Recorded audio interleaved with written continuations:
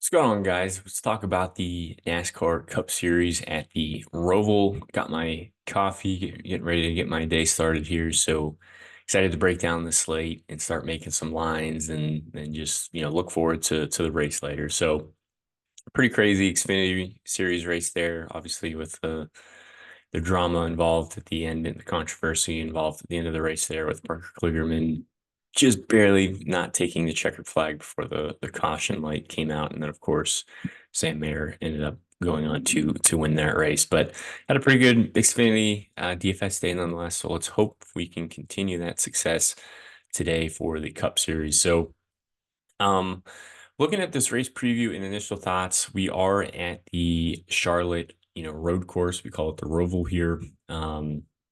Just keep that in mind. It's a road course. It is a little bit of a new layout, particularly turn 7 is the biggest change. It's a pretty tight hairpin tight corner to get back up onto the banking. Creates a lot of different passing zones. You can really dive, in there pretty deep. So depending on how crazy you think this race gets, that could be an area that we see some chaos today. It is race 3 of round 2 of the NASCAR playoffs. What does that mean? Basically just means that points racing is going to be extremely important today.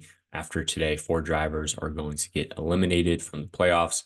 But when we get to road courses, the overall strategy, thought process, approach is really trying to get drivers in your line that either A, offer place differential upside, and or B, can just finish well. There's not really a lot of laps. You don't really have to worry about dominator points, fast laps, things of that nature. Sure, they're nice to have, but really it comes down to just who can give you place differential upside and who is going to finish well today. And we have to keep in mind that playoff narrative as far as stage points go. So pricing is pretty soft. You got SVG, Larson, and Allmendinger up there. I'm going to lean on SVG and Allmendinger for 2 reasons. A, they're really good at road courses, for one, and B, they're not in the playoffs, so they only have to go for the win. They don't care about stage points. They're not going to, sacrifice their track position to accumulate those points. Now, Larson is pretty good on road courses as well and does have a nice points cushion. But I could see Larson electing to get stage points in stage 1. Maybe that'd be enough to get them in, lock them in. Then they can go for the win. But otherwise, I think Larson's just really looking to avoid disaster today. So when you're taking in the playoff, narrative, I'm going to lean on SVG and Allmendinger. SVG is going to carry the ownership. So if you're looking for a pivot, I think you can go to AJ Allmendinger. You can play both of them together as well. Most of my lines usually only have one of them compared to both, but I don't mind playing both together. Now, William Byron is a playoff driver, but he's already actually accumulated enough points and he's locked into the next round. And with him starting 10th, he's pretty good on the next gen, road course eras. Gives you some place differential upside. Doesn't have to worry about the stage points. Only cares about the win today. So I really like him. Chase Elliott and Tyler Reddick, you can kind of throw them together. Are they good at road courses? Absolutely. The concern is the points situation again. And their points situation doesn't look as good as Larson's. So the concern again is Elliott and Reddick. We know they're going to be fast, but they're probably going to stay out, get those stage points. And my fear is if they do that in stage 2, they're going to bury themselves in stage 3. And then depending on how that stage 3 plays out, that might limit how, much further up in the field they can get today. I really like Christopher Buescher. He's been a top 10 machine on road courses. Wasn't great in practice, but they should be able to figure it out. Again, he's not a playoff driver, so he can just focus on moving forward. Gives you a lot of place differential upside starting 29th. He will be a popular play today. Christopher Bell's pretty good in the point situation wise. I don't really think you have to worry too much about him. Kind of like William Byron, I think gives you some good place differential upside there. Like really, I don't even think you really have to play SVG and or AJ Allmendinger. Like you can really just build your line with a lot of these plays right here. They all are kind of in that range that we're talking about of, good finishing potential and place differential upside. So like these are the types of plays I would kind of, focus around today. Ross Chastain, pretty good in the next gen era on road courses, starts 16th. He's out of the playoffs, gives you some place differential upside. Same with Michael McDowell. Michael McDowell has a couple of wins on road courses in the next gen era, isn't in the playoffs, starting 21st. I really like that play today. Ty Gibbs has been eliminated from the playoffs. He didn't love his car in practice, but looking at data coming into this weekend, we know that Ty Gibbs is one of the better road course racers in the series. Then we get to Kyle Busch. So I think Kyle Busch makes for a really good tournament option today. I think people are going to see Busch or Bell, Chastain, McDowell, Gibbs, even Bowman and Truex. And I think Kyle Busch is going to get, forgot about more or less in this range. So I really think you can get some lower ownership on KFB today.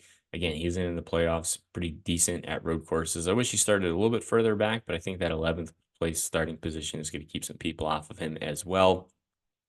Alex Bowman starts 17th. The concern is he might be points racing, but the advantage with Alex Bowman is he starts 17th. So, compared to Chase Elliott, Tyler Reddick, start a little bit further forward. Even if Bowman does elect to do the points racing today, starting 17th, it should still be able to allow him to gain some positions. Truex historically has been good on road courses, but for whatever reason, especially this year, he's just been pretty bad um, on the road courses in 2024. And he'll even admit, like, he doesn't really like the Roval. He doesn't really know how to get around this place. It was really the initial year that he ran well here. And then ever since then, he's struggled. But starting 30th for 8 grand, I think he's going to offer a lot of upside. He's just going to be a really popular play. And then we get to this 7K range, and I don't really like the 7K range at all. You got Blaney, Suarez, Cindric, and Logano. You can throw all these people in the same boat that they're all below the cutoff line, I believe, or maybe Blaney's above. I don't remember, but yeah, I think Blaney's above, but they're all really close to that cutoff line. So we all know they're going to be points racing today. That concerns me. Denny Hamlin starting 18th. I think that's right around where he finishes. He might be points racing as well. That concerns me. Now, Chase Briscoe is so far down in points that in where he starts in 25th, that unless stage one is going well for him and he's moving up, I think they might just go for the win today. And I really like the place differential upside that he has. Now, all the SHR cars really struggled. All of them were kind of having the same issues. So they're going to need some big changes, overnight, basically, to be able to run well today. So it's a little bit of a risk, but again, starting 25th for only 7 grand, I don't mind that. I'm not really getting the Brad Keselowski, Todd Gilliland, decent on road courses. Mainly Gillen's pretty good on the road courses, but starting 15th really limits his upside. Same with Brad K. I have a hard time envisioning him really moving forward from that position. Much rather just punt down the Noah Gragson, Josh Berry, Justin Haley, Eric Jones, like all these plays that start deep in the 30s. I think you can more or less, project them with similar upside. Like, are their practice times good? No. Do they have great road course history? No. Um, if they just finish this race today, they're going to gain spots and score points. So especially if you think things get a little crazy at the end, turn 7, we get multiple restarts. These are drivers that just ride around and, they can get a 25th, 20th place finish today, and that'll score them pretty well. I don't really think you need to come down all the way, this low on the slate. I think you can really just build around the 8, 9K, range today. Maybe getting some of these 7, 6K, drivers in there to round off your lines, but I think all of them are the same. So if you're leaning, between Gregson, Berry, Haley, Jones, Priest, John Hunter Nemechek, I would just kind of, spread out your ownership accordingly. Bubba Wallace starts 9th, getting a lot better on road courses, but still that concerns me starting that high. Stenhouse, I'm not really getting to. Hocevar, I think, makes for a good tournament play starting 20th. He has decent road course numbers. I wish he started a little further back, but I don't think a lot of people are going to click on him when they see all these drivers starting deep, priced around him. Not really getting Austin Dillon, Zane Smith, maybe you can make the same argument as Hocevar. Probably rather play Hocevar.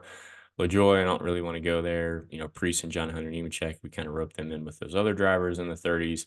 And then with it being a road course and pricing so soft, I really don't think you have to pay down for Cascarella, Burton Hemrick, or Balicki. If you are, I'd much rather just play the guys that are, in my opinion, in better equipment, better drivers, that start a little bit further back. So that's how I'm building lines today. Really, place differential, upside, finishing position, keeping in mind who might be potentially, points racing today, trying to stay away from those drivers just because I'm afraid they might get buried for stage three. But that's going to do it for the video. We're wrapping up here for the 2024 season. Only a handful of races left. So thank you guys, as always, for sticking with us, supporting the channel, all year long.